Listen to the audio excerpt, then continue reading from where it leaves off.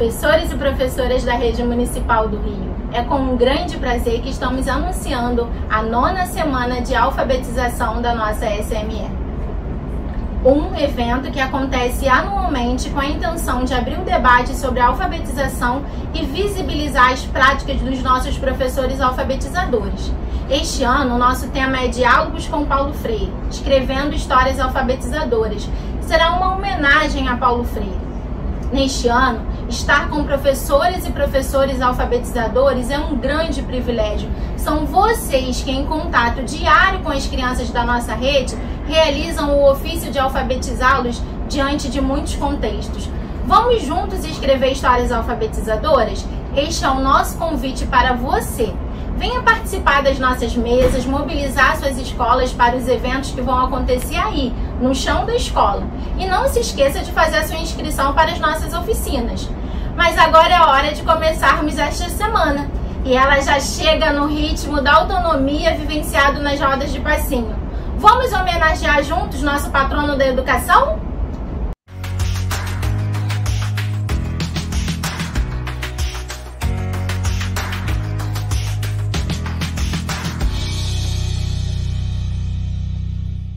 Sejam muito bem-vindas e bem-vindos a mais uma roda de conversa promovida pela parceria entre a Gerência de Relações Étnico-Raciais e a Escola de Formação de Professores Paulo Freire, com a ótima colaboração da Multirio. Eu sou o professor Luan Ribeiro, eu atuo na Gerência de Relações Étnico-Raciais e hoje eu mediarei a nossa conversa sobre um tema de muito interesse no campo da educação. Gente, hoje essa roda de conversa é imperdível. Nós vamos falar sobre a alfabetização. Logicamente, focalizando um pouco numa alfabetização direcionada, né, para as classes populares e, logicamente, pegando um pouquinho do conceito de alfabetização. E, gente, hoje o convidado, assim, eu vou até dispensar o protocolo aqui de apresentação formal, porque esse cara é simplesmente um dos meus ídolos na educação e hoje eu tenho o privilégio de ser parceiro, ser colega de profissão, atuar junto desse magnífico professor. Vou dispensar apresentações aqui, né? Ricardo, acho que a galera da rede também já conhece muito bem, mas só para, antes do Ricardo se apresentar, é bom, né, a gente frisar a importância dessa temática, desse debate, a importância da alfabetização na educação. Para mim, e aí é uma opinião realmente pessoal, é a etapa mais importante e difícil da vida escolar e que torna os alfabetizadores pessoas imprescindíveis, na minha opinião, para a nossa trajetória escolar. É uma trajetória que me permite falar sobre uma trajetória inesquecível. Acho que ninguém fala assim, não lembro como é que eu aprendi ali, eu não lembro com quem eu aprendi ali. É uma coisa marcante, todo mundo sabe quem te ensinou ali, quando foi, como foi. Então, assim, hoje eu tenho a honra de estar aqui, batendo esse papo com você, Ricardo, e assim, fique à vontade para você se apresentar e que a gente tem um ótimo bate-papo aqui para a galera também desfrutar bastante do dia de hoje. Luan, muito obrigado. Queria te convidar, sobretudo, a participar comigo dessa conversa, né? Qualquer momento que você queira levantar a mão, também é um privilégio, sou muito fã do seu trabalho. E me apresentar, né? Eu queria dizer que eu sou só um menino, né? Que veste a camisa de professor e que está aqui hoje muito tímido, né? Porque falar para os professores e para as professoras dessa rede é um dos maiores privilégios que a gente tem, sobretudo que são esses professores que fazem com que o trabalho que a gente cria, que a gente pensa, que a gente constrói, tenha uma efetividade, né? E nada melhor do que a gente começar a nossa conversa com um poema. Eu gostaria de conversar com um poema que vai apresentar um pouco de nosso tema, vai falar um pouco sobre a nossa proposta para a Semana de Alfabetização e vai falar um pouco sobre um autor, né? Um filósofo, um pensador que é extremamente importante para a nossa vida. Então, vamos lá? Peço licença para ler esse texto a vocês. Paulo Freire e a Pedagogia de Favelas. A Pedagogia de Favelas, no encontro pelas vielas das ruas do bairro, né? As ruas de pedra, no chão, a diversidade, ela impera.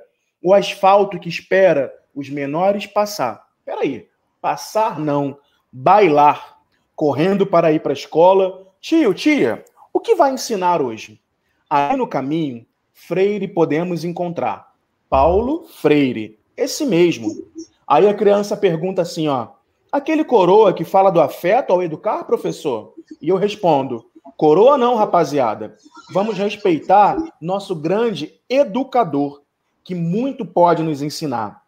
Freire está na bola, isso mesmo, na bola, que rola solta na porta de nossas escolas, no ato de dividir e compartilhar o quê? Compartilhar o brincar. Tão lindo seria criar uma história sobre esta porta, a porta da escola. E as frases não seriam sobre a bola rola, aquela coisa mecânica, mas seria como o ritmo no pé de cada um desses meninos. Ela voa e contorna as janelas, com arte plena de correr quando uma vidraça vai e começa a quebrar. Uma forma de trazer a autonomia e a escrita deste lugar. Uma escrita ritmada com pá-tum, pá-tum, pá. As palmas, elas vão correr soltas. E as frases? As frases, elas vão surgir sem medo da ortografia sufocar. Observe ali, menosada, a arquitetura não linear, a forma que cada casa é construída e a história das pessoas, cada pessoa em seu lar. Assim, na esperança de dias melhores, podemos juntos uma ciência da favela criar. Opa, vamos fazer uma maquete? No projeto Morrinhos, podemos nos inspirar. Freire é resolver problema. Resolver é mediar. Freire é pedagogia inteira, que pensa no movimento de quem dança, de quem não dança, ou daqueles que esperam afeto antes de começar a estudar. Falar de pedagogia de favelas é falar desse encontro, de uma educação para mudança, que atende que ninguém está pronto e que todos podem juntos aprender e ensinar. E é isso, gente. Essa é a pedagogia de favelas. Cara, assim, é um presente. É um presente. Eu ouvi Paulo Freire através da sua voz, junto com os professores que vão estar aqui junto com a gente, falando um pouquinho de alfabetização, afrobetização. E aí as pessoas às vezes perguntam, poxa, falar sobre alfabetização, por quê? Né, uma alfabetização para todo mundo, como as pessoas dizem. E aí eu costumo dizer que, né, Ricardo deve concordar comigo, que o ensino universal, ele simplesmente não atende a todos. Ele atende só a uma versão, ele atende a uma parcela da população. Então, por isso, gente, é importante, um pouco antes da semana da alfabetização, a gente falar um pouquinho sobre esse conceito de alfabetização, a afrobetização, né, a pedagogia das favelas, porque através dos dados da nossa rede, nós identificamos, né, quem são os nossos alunos, né, aonde moram, qual é a cor da pele deles. Então, isso é muito importante. Nós não podemos desprezar essa informação. Pelo contrário, essa informação é primordial para nortear, né, a nossa prática pedagógica, o nosso planejamento pedagógico. Acho que foi por isso que o Ricardo está aqui hoje, por isso que eu estou aqui hoje como mediador dessa conversa, porque a gente tem como prática pedagógica a centralidade no aluno, o aluno como principal expoente e norteador das nossas práticas. E aí, cara, só para a gente contextualizar, né, essa nossa conversa, esse nosso bate-papo informal mesmo, assim, de grandes amigos e parceiros de profissão, né, a gente sabe que dentro da nossa prática, dentro do nosso... E aí eu vou partir uma pergunta, Ricardo. Beleza, tamo junto. Tem algumas, né? Tem algumas. Mas dentro da nossa prática, né, a gente costuma muito se isolar, né, da escola. A gente não percebe muito o entorno da escola, né? A gente tenta manusear ou tentar subterfúgios, tentar alternativas de educação dentro dos seus pares, dentro da escola, com alguns teóricos, livros. E eu quero te perguntar, Ricardo, o que para a alfabetização é importante a gente entender e contextualizar o entorno da comunidade escolar? Perfeito, Luan. eu queria primeiro te dar um spoiler, né? E para os professores também. É um grande privilégio, né? Porque, Luan, a gente vai estar abrindo a semana de alfabetização com essa pauta. A gente pensar que a gente está falando de Paulo Freire, falando de território, falando de pedagogia e falando de favela, né? E pensando que os territórios de nossas escolas, sobretudo os nossos alunos alfabetizados, é um território que é permeado por uma diversidade e que é importante, até, Luan, a gente entender que quando a gente fala de favela, quando a gente fala de quilombo, quando a gente fala desse lugar de pertencimento étnico, né, que permeia as questões raciais e sociais, a gente tem que fugir do conceito generalizado, do conceito que reduz, é algo muito diverso. E é um privilégio abrir a Semana de Alfabetização falando sobre isso. Eu trouxe até alguns exemplos de trabalhos e tal, e aí quando você fala dessa questão do isolamento que a gente vive, eu acho que tem muito a ver também com a forma como nós somos segregados socialmente de uma maneira frequente. Assim. Eu estava assistindo há pouco o vídeo do Milton Santos, em que ele fala sobre a dificuldade de ser intelectual e de ser negro, né? O que já permeia o sofrimento de ser negro na sociedade, que é totalmente colonial, né? E também o fato da gente, enquanto professores intelectuais, temos que nos afirmar o tempo inteiro, de que a gente tem uma ciência, de que a gente tem uma técnica, de que a gente tem uma sabedoria. E quando a gente fala de território, quando a gente fala de favela, a gente está falando de um ensino, o que as pessoas que são mais modernas chamam de ensino personalizado, a gente já faz há muito tempo. As tias e tios da favela já fazem há muito tempo. Na diáspora africana, a gente foi forçado a fazer isso durante muito tempo, né? Então, as novas tecnologias de ensino, na verdade, elas são importadas, elas são inspiradas nas nossas tradições de ser e de viver através da oralidade e de uma educação pelo olhar. E nisso a gente tem um diálogo muito forte com Paulo Freire, que ele escuta essa massa, né, que ele pensa essa educação, que dialoga com esses corpos. E assim, Luan, eu digo que a gente não pode se isolar. Quando a gente se encontra nos coletivos, quando a gente se encontra no outro professor, eu tinha um desafio muito grande e uma coragem muito grande também de me abrir para as minhas colegas, de dizer quais eram as minhas dificuldades técnicas no movimento de alfabetização, e elas tinham a tranquilidade de dizer para elas, para mim, quais eram as questões mais conceituais que elas traziam, as questões sobre raça, sobre gênero.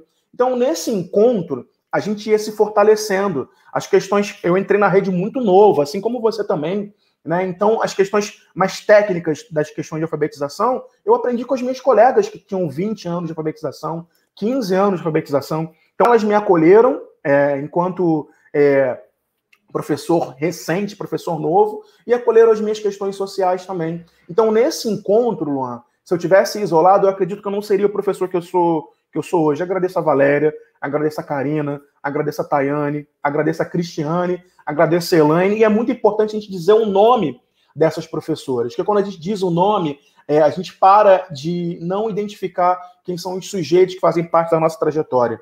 Então, eu sou muito grato por ter sido acolhido numa escola de favela, na verdade, uma escola de favelas, uma escola que fica na primeira CRE, Escola Municipal dos Estados Unidos, quando eu dava aula, que é uma escola que fica num complexo de comunidades, e lá a gente criou um coletivo, sabe?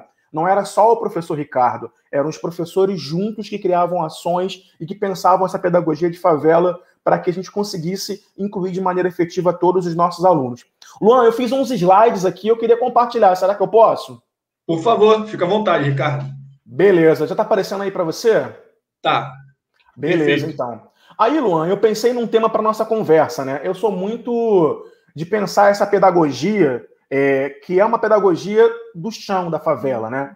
É uma pedagogia que tem que deixar o aluno feliz.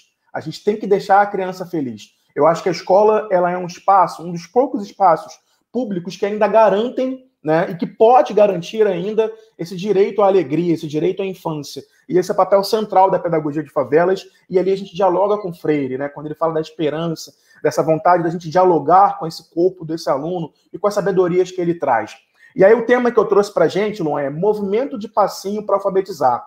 Aí você pode estar se perguntando assim, Ricardo, por que movimento de passinho, né? A minha primeira turma da rede eu alfabetizei com passinho, com funk. A gente fez todo um processo, né, de construir toda a sala ao redor de uma roda de passinho.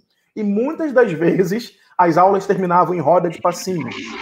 Uma curiosidade que eu te conto, Luan, assim, uma coisa super engraçada é que eu não consegui aprender a dançar, infelizmente.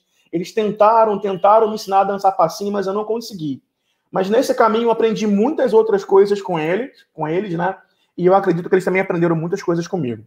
E aí, Luan, uma coisa que a gente sempre tem que trazer, e que a gente é muito cobrado, né, quando a gente fala de pedagogia de favelas, é o referencial teórico. Eu trago como referencial teórico a Bell Hooks, né, que ela fala assim: nas minhas aulas, não quero que os meus alunos corram nenhum risco que eu mesma não vou correr. Não quero que partilhe nada que eu mesma não partilharia.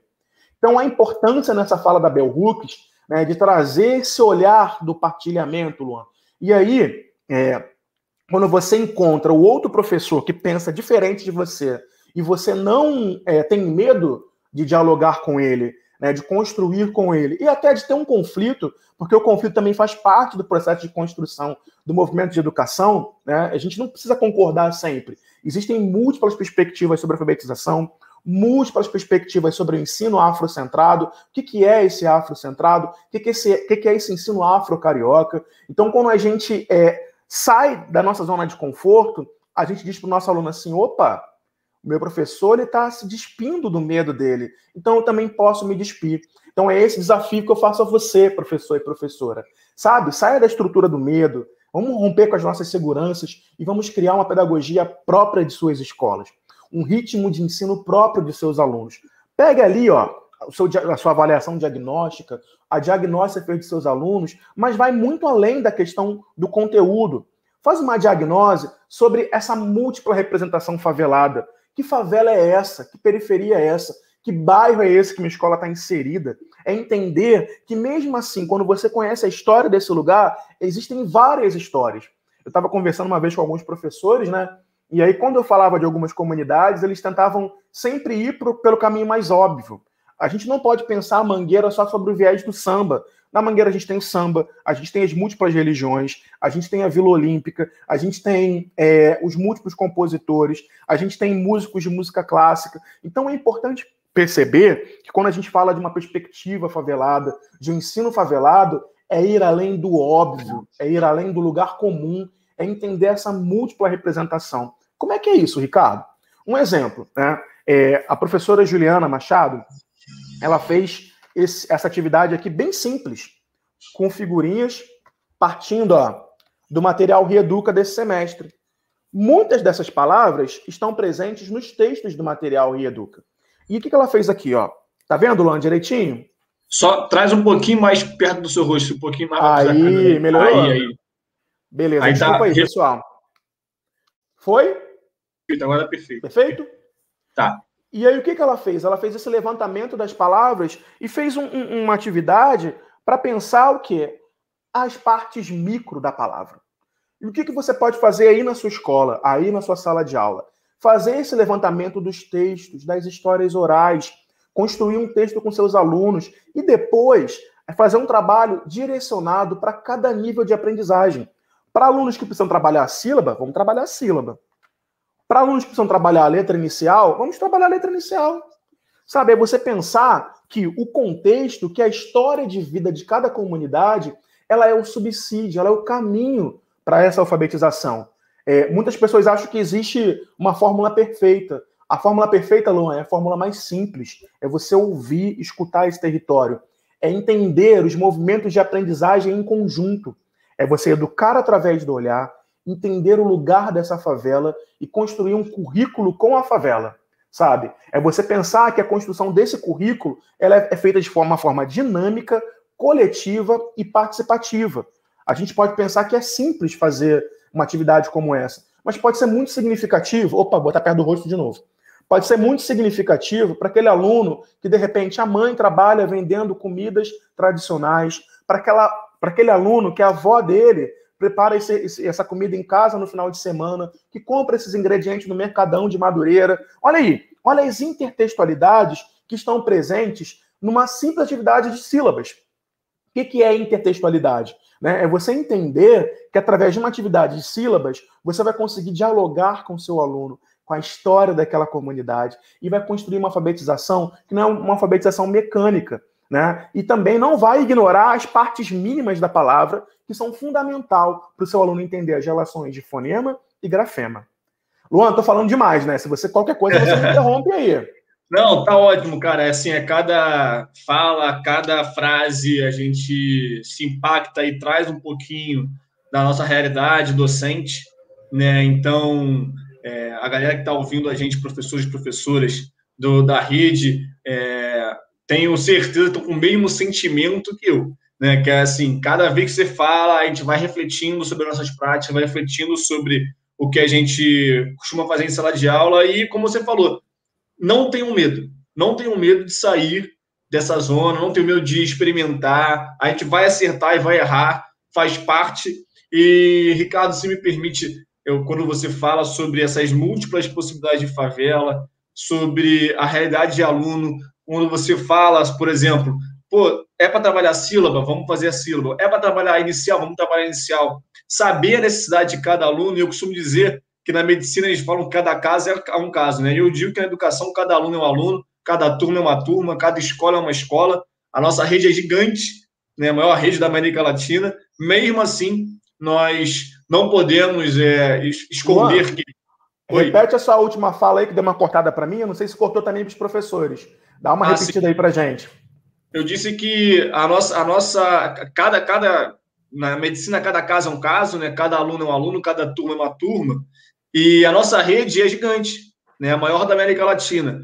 E aí as pessoas caem, geralmente as pessoas que não são da rede falam assim, mas como é que tem muita diferença se o material é o mesmo, né? Se a apostila é a mesma? E elas desprezam esse cotidiano, desprezam o contexto escolar, desprezam a comunidade escolar, cada território. E aí, logicamente, eu não posso deixar de falar, né? Em setembro, a nossa agenda da GERE vai falar sobre território, tem múltiplas possibilidades de trabalhar território também, várias questões para trabalhar território, respeitando, logicamente, como você disse, é importantíssimo a gente lembrar que a autonomia pedagógica de cada professor, né, de cada escola, é importante a gente frisar isso, nós temos as orientações, temos as diretrizes e bases, não podemos deixá-las de lado, pelo amor de Deus, não é isso, mas junto com essas diretrizes, junto com as orientações curriculares, com a BNCC, a gente entender que temos que montar um currículo, um planejamento de acordo com a realidade da comunidade escolar.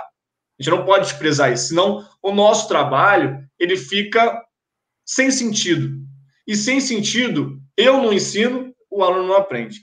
Então, eu costumo dizer também, Ricardo, para finalizar essa minha breve participação, que quando eu saio da sala de aula, né, sem aprender nada, é porque dificilmente eu ensinei alguma coisa. Sim. Então, é uma troca. A relação docente-discente, ainda mais na educação básica, ainda mais na alfabetização, é uma troca. Né? A gente aprende diariamente com esses pequenos seres, né? E também, não só com a classe normal, mas também com o EJA. Né? A gente vai falar também da jovens e adultos, que é um outro tipo de alfabetização, mas é também muito importante. Eu acho que é de impacto na vida, é um dos mais impactantes também, no meu ver, na trajetória escolar. E aí, Ricardo, para a gente falar mais um pouco também sobre isso, a gente contextualizando, né, um pouquinho da alfabetização, da metodologia, das culturas, porque é importante a gente dizer culturas, vivências, realidades no plural, porque são várias. Eu não sou muito fã da receita de bolo, não sou. Eu acho que realmente cada realidade é uma realidade, cada turma é uma turma. Mas eu gostaria de que você compartilhasse com os nossos professores alguma, não metodologia, mas alguma atividade, alguma prática sua que te marcou, que deu um estalo assim, falou assim, caramba, isso pode funcionar, isso aqui vai ser legal eu replicar em algumas outras turmas. Tem alguma atividade que você possa destacar para a gente? Perfeito, Luan. Eu acho que sim, né, do nosso material didático, do nosso Rieduca, acho que esse é o ponto central. Eu estava vendo aqui agora, a gente fez um jogo no 4º ano, que é sobre os bairros cariocas, e um material que está disponível com os cards. Outro também desafio, Luan, é a gente entender o nosso currículo carioca e perceber como a gente pode vesti-lo a cada uma das nossas escolas. E um desafio que eu faço também, já vou entrar na prática, tá? Não sei se o slide está aparecendo aí para vocês. Está aparecendo já? Ainda não. Então, vamos lá, slide. Foi? Então, eu queria convidar vocês, Luan, para a gente entender essa atividade é importante pensar como a gente pensa no corpo desse aluno, né? Como é que o corpo desse aluno ele pode ser construído, como você falou, nas culturas e nas vivências. É um corpo que está presente nesse espaço didático, né? Que a gente tem que entender como a comunidade aprende e como a comunidade ensina. Cada comunidade tem um ritmo diferente. Eu já dei aula no Cantagalo, Pavão, Pavãozinho. Cantagalo tinha um ritmo, Pavão, Pavãozinho tinha outro ritmo. Sabe? Cantagalo, Pavão e Pavãozinho. Eram 3 ritmos diferentes. E aí, quando eu fui trabalhar no Catumbi, né? E aí eu percebi que a coroa, a mineira, o falé tinham um ritmo diferente. Que as pequenas comunidades que existem dentro de cada uma das favelas também tinham um ritmo diferente, né? Então, o que a gente marcou, né? Quando a gente trabalhou com as crianças, que eu gosto muito de trabalhar com um trabalho antropológico. Eu penso que o principal investigador da educação são os alunos. A gente mapeou que existiam famílias que são lideranças em pequenos lugares da comunidade. Ou seja, de acordo com a formação da comunidade, algumas famílias foram chegando, famílias diferentes, e foi se criando aqueles nichos, aqueles grupos, né? E muitas comunidades com vestígios quilombolas. Então é importante a gente pensar que o estudo sobre a comunidade, essa observação é muito importante, para a gente não correr o risco de entender o Jacarezinho só como um Jacarezinho. Ali é um lugar plural, é um lugar diverso, existem múltiplas representações nesse espaço, e não entender, né, os bairros e as escolas como um lugar passível de um resumo. E aí a gente entender que a gente precisa ir além dos dados, né, das ansiedades e das pressões por resultado. A gente tem que entender que os dados estatísticos, que as provas externas, elas servem para tirar um retrato da rede, né, e que o trabalho ele não pode ser definido apenas por isso. Existem informações que só quem está na sala de aula, só quem faz o relatório diário do aluno, sabe como é que é. Porque você vai conseguir entender esse aluno como um todo, né? E entender que a gente precisa negociar a cultura o tempo inteiro, né? A escola não pode pegar uma cultura padrão, distante da realidade, e levar como algo absoluto. E nem vestir uma cultura esperada. Então a gente tem que falar sobre o samba? Será que toda escola, que todos os alunos, eles querem falar só sobre o samba? A gente tem o hip hop. Existem alunos negros, pobres favelados também, que são geeks e gostam de cultura pop. Existem alunos que gostam da cultura oriental. Então, como é que a minha representativa negra, minha representatividade afro-brasileira vai ser significada por esses alunos, né? Eu tive uma experiência, Luan, que foi muito intensa quando eu fui num quilombo.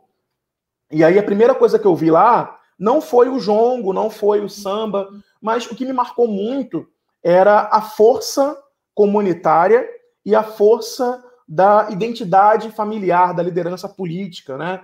E aí um dos líderes virou para mim e falou assim: Ricardo, as pessoas esperam chegar aqui e não nos veem como organizados, né, como sujeitos políticos, mas como aqueles que estão dançando apenas o jongo. A gente dança o jongo, mas a gente quer ser entendido como pessoas que sabem cuidar da terra, como pessoas que sabem negociar e lutar pelo direito à terra. Então isso é muito importante. A gente fugir desse olhar inicial que a gente espera. Eu vou para a prática, calma aí. E aí, eu trago um outro slide, Luan, que fala a importância da gente pensar os afetos, repensar a avaliação, replanejar e pensar na diagnose que a gente faz sobre cada um desses alunos. Senão, nenhuma atividade ela vai funcionar. Pessoal, fiquem tranquilos que depois a gente vai mandar esses slides para vocês, tá? E aí, eu penso que a gente tem que pensar essa escola como um espaço de movimento, em que o responsável participa, em que a gente tem diversas comunidades e que integra os funcionários, que entende as manifestações e as atividades culturais da favela e que percebe que cada favela, cada território é um espaço formativo por excelência. Cheguei nas práticas. Achei que eu não ia chegar, né? O slide formatou um pouquinho, mas depois eu vou mandar para vocês certinho, que sempre quando a gente apresenta, ele dá uma mudança, né? Porque a gente trabalha no online, depois quando vai... E ali eu tenho um exemplo de uma atividade que é muito simples e que muitos de vocês já devem ter feito na sala de aula de vocês, né? A diferença que eu percebi nessa atividade, ali de cima, em que a gente está preparando uma receita, claro que tudo isso foi feito antes da pandemia, tá, pessoal? E aí o que eu percebi, né? Eu tentei organizar a receita com os meus alunos. Primeiro a gente conversou sobre a receita, leu o texto, fez uma produção de texto sobre a receita, e foi bem interessante por quê, né? Pode até tirar o slide, pessoal, se quiser. O que a gente fez? Na hora de fazer a receita, as crianças tomaram o controle, Luan, e começaram a gerenciar o processo. Um ficou responsável por medir, o outro ficou responsável por ligar o liquidificador, o outro ficou ali só conduzindo o processo. E aí deu um problema, porque a receita não deu certo. Eles criaram as hipóteses deles sobre a receita e o nosso pão de queijo que a gente estava fazendo não ficou igual ao das outras turmas. E isso foi muito engraçado, por quê? Depois a gente sentou e avaliou. E a gente pensou, pessoal, por que o nosso pão de queijo ficou diferente dos outros colegas? Por que o nosso ficou de um jeito diferente? O que aconteceu? Eles falaram, tio, a gente colocou muito... Eles me chamam de tio e depois eu vou explicar por quê, tá, gente? Tio, a gente colocou muita farinha, muito não sei o quê. E eles começaram a avaliar, nós fomos anotando, registrando isso, né? Fazendo esse registro coletivo dessas questões. E depois a gente fez um texto coletivo avaliando o nosso processo. E nós refizemos a receita, seguindo exatamente a receita, porque a hipótese que a gente chegou é que a gente criou muito e a gente não seguiu a receita. Né? E aí, esse é um exemplo que eu dou a vocês, de vocês seguirem, deixando as crianças inventarem, interferirem nessa prática, né? Porque o imprevisto, né, quando não dá certo, às vezes pode ser muito bom, porque você vai avaliar, você vai replanejar e você vai repensar. Eu queria mostrar no slide mais uma prática, Luan, que essa prática me marcou muito. Você falou de prática. À vontade, Ricardo, à vontade. E aí eu trouxe uma aqui que me marcou, assim, incrível, assim. Eu até queria depois mostrar outra coisa para você, mas calma aí que eu vou por partes, que eu sou meio ansioso, mas vamos por partes. Então, eu recebi uma ligação da tia Nancy, que é uma referência muito, muito forte do movimento negro, né? Falou assim, sobrinho, você quer fazer um trabalho sobre o São Monarco? Eu falei, claro, tio, que a senhora mandar, porque quando a gente é afrocentrado, quando o mais velho fala com a gente só obedece, né? Então, tia Nancy deu a ordem, eu falei, vou fazer o trabalho sobre o São Monarco, além de ser um grande fã do São Monarco. E aí, São Monarco foi trabalhado em 5 turmas da escola, então eu me dividi e comecei a trabalhar São Monarco em 5 turmas, escolhemos 3 músicas de São Monarco, e as crianças só receberam uma proposta, ilustrar as canções de São Monarco. Eu quero mostrar o trabalho para vocês como é que ficou depois. É melhor, eu vou mostrando agora?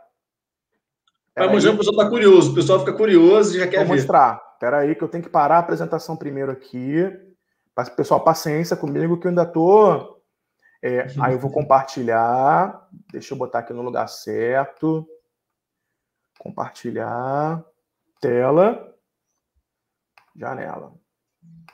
Vai dar um coisinha aqui, mas eu já vou vir para cá. Pronto.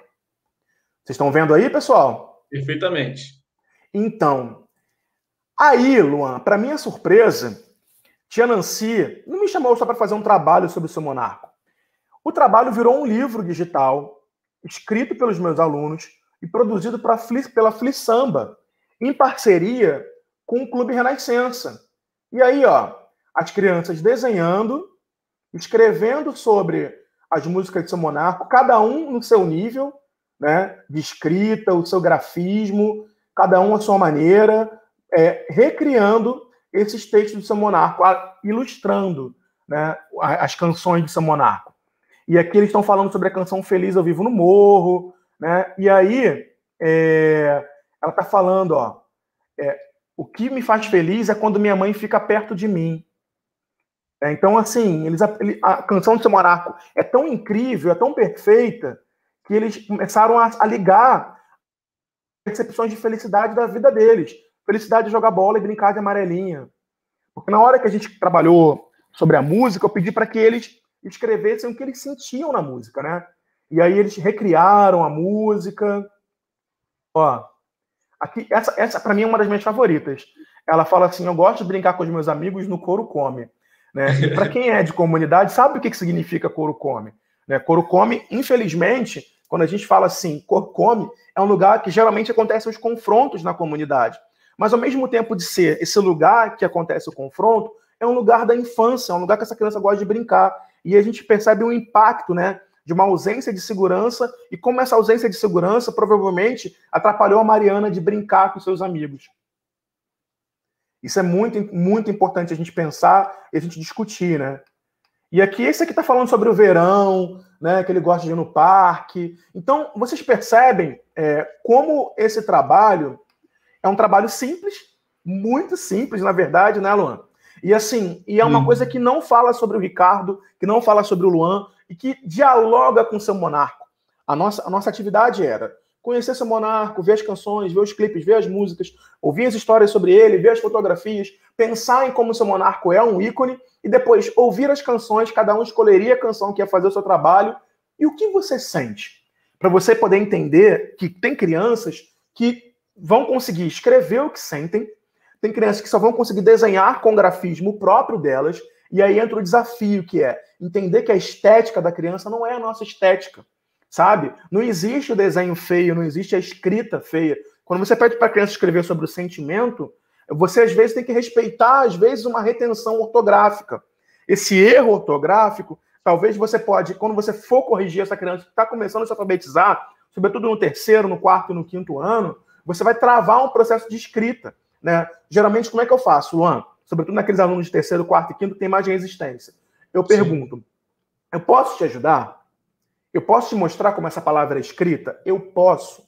Quando eu pergunto, eu posso, a criança vai dizer assim, sim ou não. É o direito que a criança tem, né? Muitos deles dizem sim. E aí, o que eu faço, que é uma estratégia muito interessante, eu pego no meu celular e mostro, ó, o professor Ricardo, quando está em dúvida para escrever um texto, aonde ele vai? Eu vou no Google, eu mostro lá, eu no Google boto a palavra mais definição. E a gente vai junto nesse processo, aí daqui a pouco vem mais 3, 4 crianças, você sabe como é que é a nossa turma, né? Daqui a pouco tá 15 pessoas aqui em cima, e a gente junto pesquisando o significado dessa palavra. Aí você já abre o computador, projeta um data show, a gente começa a conversar sobre os diferentes significados de uma palavra, e aí de um erro, né? De um aluno, você começa a desenvolver uma atividade que vai muito além. E aí você consegue entender que a língua ela é diversa, ela é polifônica, e que cada criança vai construir a sua relação com a ortografia de uma maneira muito diferente, né? E o nosso papel é mediar, é trazer essa língua padrão, mas de forma que ela não seja violenta nesse movimento de alfabetização. Porque uma coisa que a gente tem que entender é que existe um momento da hipótese. Como é que eu escrevo favela? Será que é o Fá, é o Vé, é o Lá? A criança precisa pensar como é que ela escreve. Ela vai escrever F, vela. Ela às vezes vai escrever F, V, L. Ou F, V, A. Né? E aí ela vai, para ela está nesse processo de descobrir que é uma sílaba, né? que juntando forma uma palavra, de como isso é importante, a gente não tirar dessa criança a autonomia dela, desvendar, quando ela fala assim, entendi. E aí ela dando a ler, dando a escrever, porque houve um clique na cabeça da criança. Né? Parece algo mágico, mas não é. São os processos, né, neurais que vão se formando e essa criança vai se desenvolvendo. Aí, Luan, é um desafio que eu te faço. Né? E muitos professores devem estar pensando assim, caraca, eles estão falando de pedagogia, mas o Ricardo está falando de aspectos cognitivos de aprendizagem. Sim, sim. Quando a gente pensa GERE, né? Quando a gente pensa gerência de alfabetização em anos iniciais, a gente pensa nesse lugar de que os conhecimentos técnicos, os aspectos linguísticos, eles não podem estar dissociados dos aspectos étnico-raciais. E essa mesa de hoje é para isso, professor. É para isso, professora. Para que você entenda que os nossos significados, eles são muito importantes. Convide seu aluno a criar hipótese sobre que corpo favelado ele tem. Né? O favelado que eu sou é totalmente diferente do favelado que o Luan é. E tá tudo bem, gente. A gente não tem que brigar por isso, não. Eu tenho que respeitar, entender, dialogar e encontrar formas de aprender com esse ser de homem preto do Luan, de professor preto, que é totalmente diferente do meu, entende? E assim com os nossos alunos também. Se eu não consigo entender o meu colega, que é diferente de mim, como é que eu vou entender um universo de 30 e poucos alunos que são muito diferentes da gente, tá? E, Luan, eu já fui além da sua pergunta aí. Não, cara, se deixar, a gente vai ficar aqui, ó, até... 2h30 de conversa, 3 horas, porque esse papo é muito bom, mas aí já fica alguém aqui no ponto já falando aqui, ó, ponto imaginário, ó, tem tempo. Opa, ó o tempo.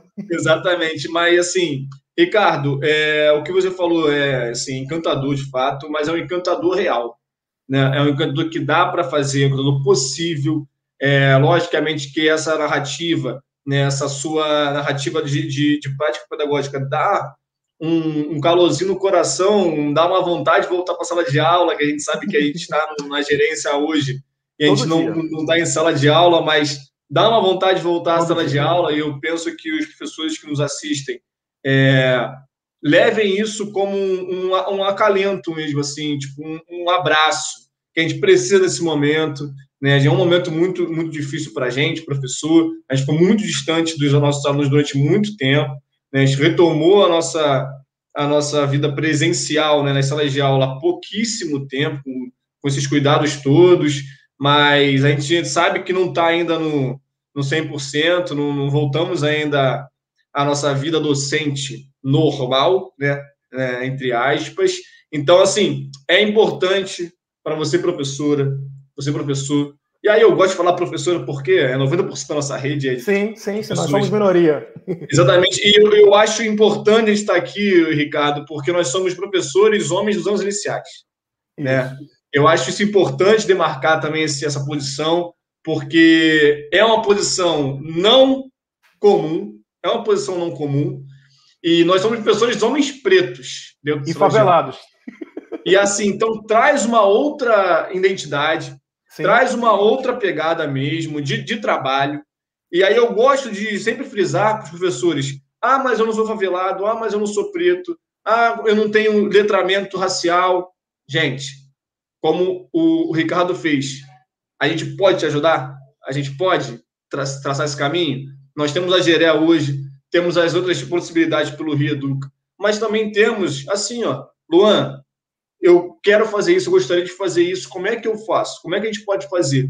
Hoje, na Secretaria Municipal de Educação, nós temos essa possibilidade, gente. Há 2 anos atrás, se eu quisesse fazer algo, eu teria que procurar por fora. Então, aproveitem e agarrem essa oportunidade de melhorar nossas práticas pedagógicas e coloquem nas cabeças de vocês: as relações étnico-raciais, como bem disse o Ricardo, não são temáticas extracurriculares. Não são temáticas extracurriculares. E nem um evento também, né? São o centro de qualquer temática, qualquer discussão de currículo, de prática pedagógica no Brasil e no Rio de Janeiro. Se nós estamos falando de um país que tem 521 anos de existência oficial, né? Que é oficial, e 358 anos de escravidão oficial, nós não podemos desassociar isso. Nós não podemos dizer que as relações étnico-raciais são um tema extracurricular à educação. Então, o nosso bate-papo hoje de alfabetização é para a nossa rede inteira, é para todos os professores, sim, não só aqueles que trabalham ou quem tem vontade de trabalhar. Está na lei, né? Eu gosto de falar isso também. A gente não inventa isso do nada. Eu, Ricardo, Joana, a equipe toda da gerência, temos estudos sobre isso, então a gente não tira isso da nossa cabeça, ou da nossa vivência periférica, porque muitas vezes apontam isso, né? Porque você viveu, porque você foi criado lá, então você tem mais facilidade. Ok. Mas não quer dizer que quem não tenha não possa ser um aliado. E, de fato, fazer como Angela Davis diz, não basta, numa sociedade ainda mais brasileira, racista, a gente não ser racista. A gente tem que ser antirracista. Perfeito. Isso compete a todos e todas da rede municipal de educação. Então, assim, acho que eu já dei meu recado final, Ricardo, sobre essas práticas, essas possibilidades.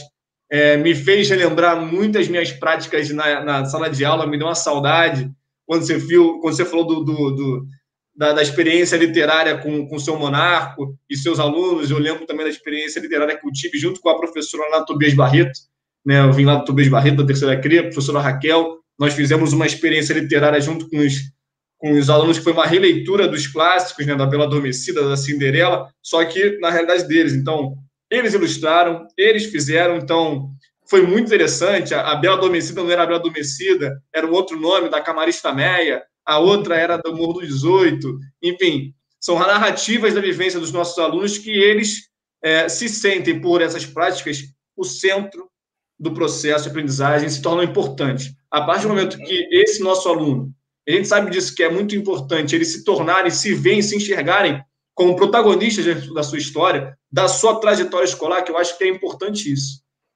Eu, em momento algum, não me vi protagonista da minha trajetória escolar. E isso foi importante para mim.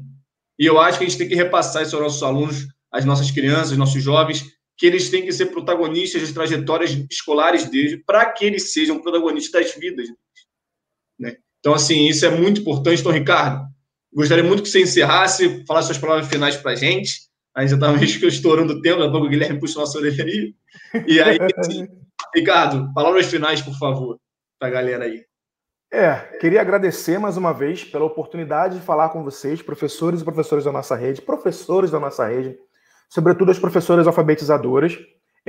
Se você tem alguma insegurança, né, tem algum medo com relação à alfabetização, sempre é tempo de alfabetizar. Né? Alfabetizar é um movimento muito orgânico. Né? O que é isso, Ricardo? Orgânico. É um movimento que tem a ver com o corpo, que tem a ver com a respiração, tem a ver com você entender o ritmo do seu aluno. Cada criança tem seu tempo de alfabetização. E a gente precisa olhar para Paulo Freire, né, que é o tema da semana de alfabetização, e pensar nesse aspecto da autonomia desses corpos. Né? A gente fala, pedagogia da autonomia, né, mediar a aprendizagem com o aluno. A gente precisa viver isso, precisa sentir isso de verdade. Eu tenho muita coisa para falar, preparei muito material para vocês. O que eu vou fazer? Eu vou passar para a gerência, né, vou organizar esse material todinho, e vou pedir para ela enviar para todas as escolas esse material em PowerPoint para vocês. Tem um processo todinho para construir um projeto, né, de pedagogia de favelas, um projeto afrocentrado aí na sua escola, um projeto que diga, né, que dialogue com a sua história. Não é nenhuma receita, como o Luan disse, né, a gente não trabalha com receita, a gente trabalha com papo reto. Né? É ciência, é trabalho, é com isso que a gente trabalha. E eu queria ler uma poesia para terminar. Será que dá? Dá sim, dá sim. Será que o Gui vai brigar com a gente? Eu queria mostrar o slide. Espera aí que eu vou compartilhar a tela aqui primeiro. Acho que o Gui vai brigar comigo, hein? Vou compartilhar. Vocês estão vendo já? Já dá para mim já. Beleza. E não é do começo não, gente. Mas eu vou aproveitar, Luan, vou mostrar para o pessoal que tem bastante coisa que a gente produziu para vocês. Sim. Só que eu vou passar e vou mandar bonitinho, sabe? Com as propostas mais... Tá tudo aqui bonitinho para vocês construírem, os caminhos que eu falei, um projeto afrocentrado. Aí tem mais resultados, né, dos meus alunos, esse reconhecimento deles, né? Eles saindo no jornal ali com o seu Monarco, que foi super importante. E também da minha mãe, né, Luan? A gente que é homem preto, e a gente passou dos 30 anos, é muito importante quando a nossa mãe não vê a gente num jornal, né, não vê a gente na televisão, no aspecto da violência, mas nos vê enquanto intelectuais, enquanto professores, enquanto pensadores, enquanto pessoas que estão na favela para construir um ensino diferente para cada um desses alunos. Então, professora da nossa rede, eu espero que no ano que vem, que no futuro, que em breve, sejam vocês contando as experiências de vocês aqui. Né? Eu e o Luan somos apenas um representante, mas a gente gostaria que no futuro sejam outros professores aqui e que contem outras histórias, outros caminhos para alfabetizar através do olhar alfabetizado. Vou pro poema, antes que eu tome bronca. Vamos lá. Teve abertura, agora é a hora do fechamento. Guarde sua mente, arrume seu assento, criar renovação na educação. Assim, reunido na muvuca, é revolução, é aquilombamento, coisa de preto, favelice. Somos da viela educacional, subindo as ladeiras e catando os pedaços para construir um novo currículo, um currículo decolonial. Gratidão de criar, gratidão. Agora é a hora de criar o seu movimento. Aí na sua escola, professor, professora, obrigado pelo seu tempo. E dos libertos, sempre, sempre dos libertos, a salvação. É isso. Cara, lindo demais. Eu espero de verdade que essa nossa troca, essa nossa conversa tenha suscitado o interesse das professoras em aprofundar o conhecimento sobre o tema, né? Levar essa metodologia, essas experiências, a tentativa de diversas, sempre para as salas de aula, para enriquecer as práticas, para tornar o aluno importante, centro do nosso planejamento, das nossas práticas pedagógicas. E quero agradecer também a quem nos acompanhou até aqui. A gente sabe que a gente fala bastante, a gente fica empolgado, emocionado com essas práticas, nossa realidade. E assim, até a próxima roda de conversa. E não esqueçam, gente, dias 20, 21 e 22 de outubro, né? Se eu não me engano, acho que Samanta vai me dar uma bronca se eu errar, né? Mas é 20, isso aí, 21, acho que é isso aí. É a 9ª semana de alfabetização, não é verdade? Então, assim, gente, preparem seus dias, separem esses dias para vocês participarem da semana. É importante e está sendo feita, coordenada, organizada com toda a paixão e vontade, dedicação das incríveis pessoas da gerência dos anos iniciais da alfabetização. né? Então, assim, valorizem isso, gente. São pessoas da rede, professores também, que estão organizando isso. Não é uma coisa que vem de pessoas que não entendem o que é a rede, que não sabem o que é. Então, valorize esse trabalho. A semana de alfabetização está chegando, então organizem para participar. E, logicamente, não deixem de nos visitar no portal Reeduca. Gente, a gerência de relações raciais existe. Então, aproveitem, né? Usufruam dessa gerência. Nós estamos no Reeduca, estamos no aplicativo. E, se vocês quiserem mandar alguma mensagem, sugestão de tema para a gente, é só mandar nosso e-mail. Vou botar o e-mail aqui, vou falar aqui para gente, para vocês anotarem. Gerer, aí é G-E-R-E-R, gerer.sme@rioeduca.net. Beleza? Então, um abraço e até a próxima, Ricardo e todo mundo. Valeu, gente. Tchau, tchau.